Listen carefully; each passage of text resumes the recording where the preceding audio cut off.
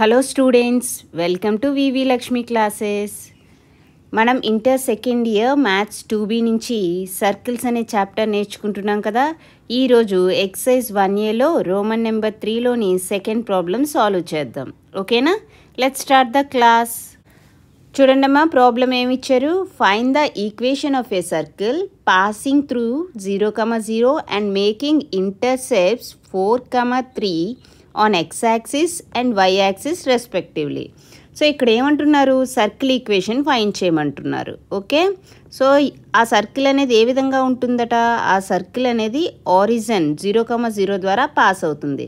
Suppose నేను ఇక్కడ ఇది x-axis అండ్ y-axis కన్సిడర్ చేశాను అండ్ ఆరిజిన్ ఇక్కడ తీసుకున్నా O 0, 0 అని. సో ఏమంటున్నారు?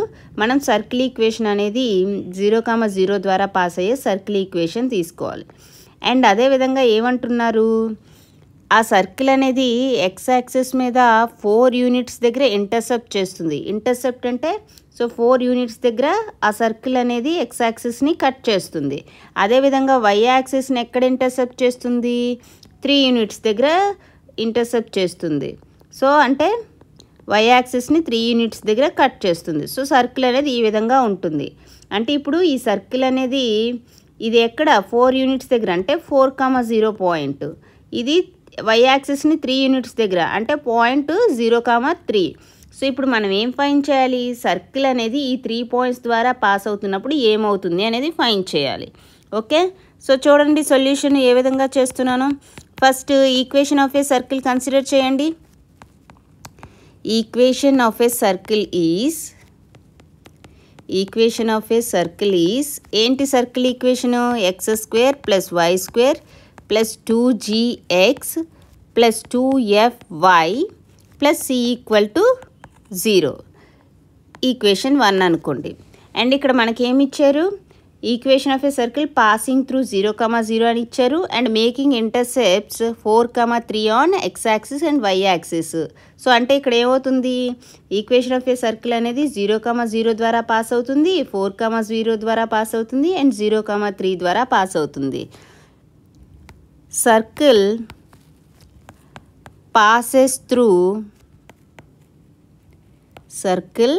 passes through 3 పాయింట్స్ ఏంటి? 0, 0 ద్వారా పాస్ అవుతుంది, 4, 0 ద్వారా పాస్ అవుతుంది అండ్ 0, 3 ద్వారా పాస్ అవుతుంది.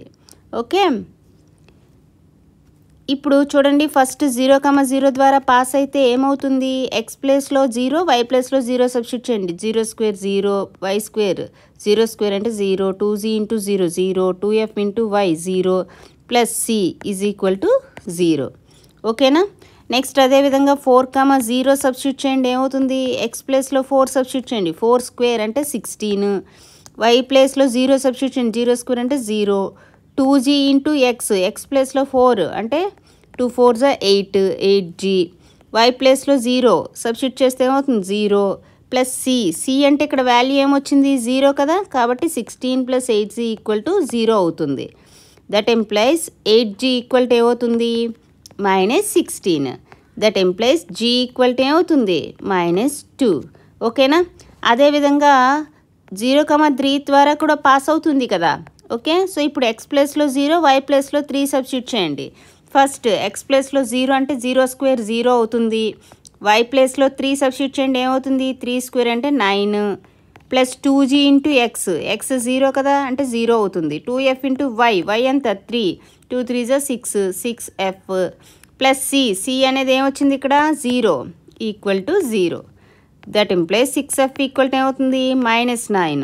దట్ ఎంప్లాయిస్ f -9/6 అంటే ఏమవుతుంది? 3 2s 3 3s. f వాల్యూ ఏమొచ్చింది? -3/2. సో ఇప్పుడు మనకి CGF ఈ 3 వాల్యూస్ తెలుసు కాబట్టి దేర్ఫోర్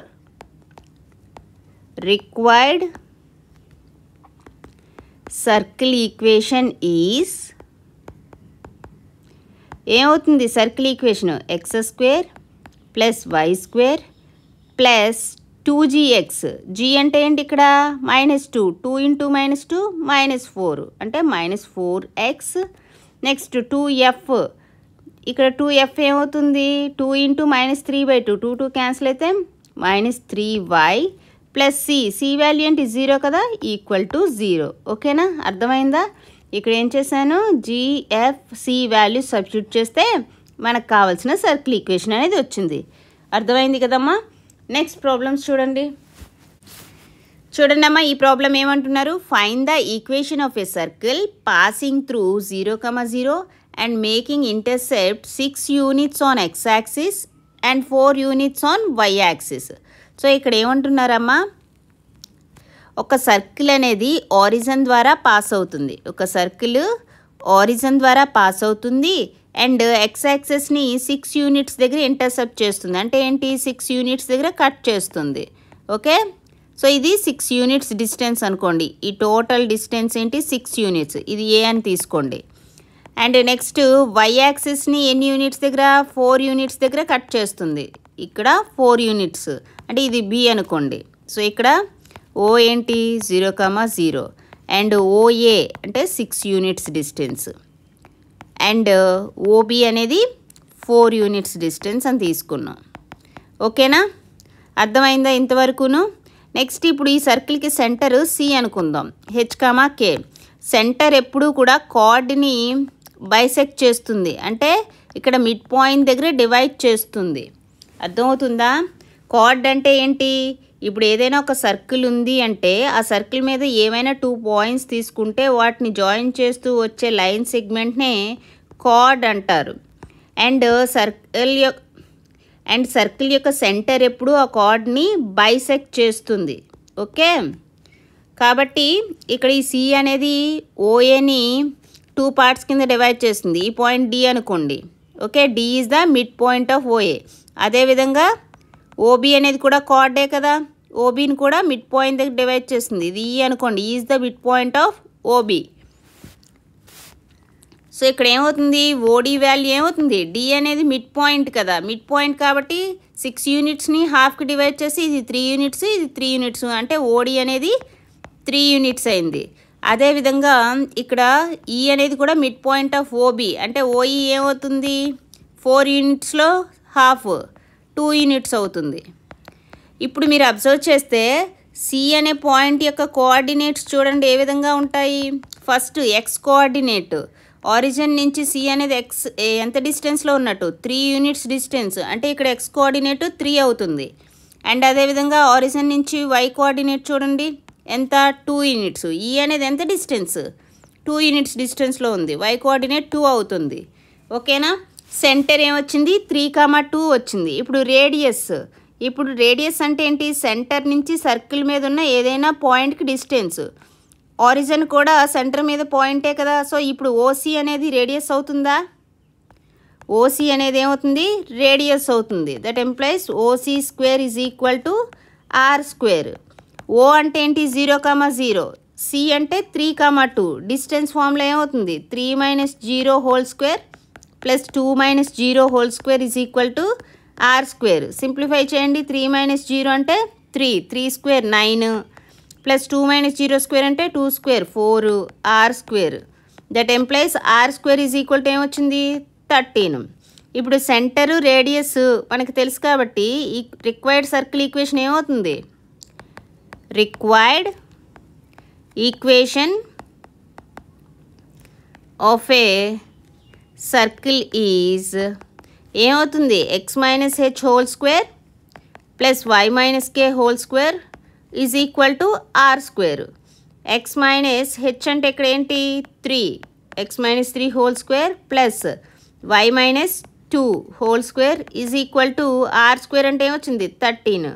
దట్ ఎంప్లాయిస్ ఏమవుతుంది, సింప్లిఫై చేస్తే x square plus y square minus 6x minus 4y plus 13 is equal to 13 కదా, ఆ 13 లెఫ్ట్ హ్యాండ్ సైడ్ వస్తే మైనస్ 13 ఈక్వల్ టు 0. 13 క్యాన్సిల్ అయితే ఇంకేముంటుంది, x square plus y square minus 6x minus 4y is equal to 0. So this is the required circle equation.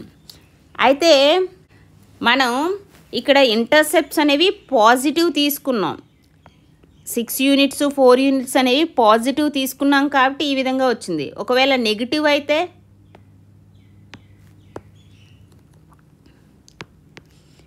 if intercepts are negative, then circle passes through. Negative అయితే ఏమవుతుందమ్మా? Negative అయితే అప్పుడు circle 0,0 ద్వారా pass అవుతుంది. And 6 units negative అయితే -6,0 and y యాక్సెస్ని 4 units కదా, అంటే 0,-4. So ఈ 3 points ద్వారా పాస్ అయ్యే సర్కిల్ ఈక్వేషన్ ఏమవుతుందంటే therefore required circle equation is x² plus y² plus 6x plus 4y equal to 0 అవుతుంది. అర్థమవుతుందా? చూసారా ముందు ప్రాబ్లము ఈ ప్రాబ్లము. సో ముందు ప్రాబ్లం చేసినట్టు ఇది కూడా చేయొచ్చు. సో ఇంకో మెథడ్ కూడా ఎక్స్ప్లెయిన్ చేశాను ఇక్కడ. అర్థమైంది కదమ్మా? సో ఈ క్లాస్లో మనం సర్కిల్స్కి సంబంధించి ఎక్సర్సైజ్ 1A నుంచి రోమన్ నెంబర్ 3లో సెకండ్ ప్రాబ్లం అనేది సాల్వ్ చేసాం కదా. రిమైనింగ్ ప్రాబ్లమ్స్ నెక్స్ట్ క్లాస్లో సాల్వ్ చేద్దాం. ఓకేనా? ఈ క్లాస్ మీకు నచ్చినట్లయితే like, share, subscribe. Thank you for watching. Keep learning.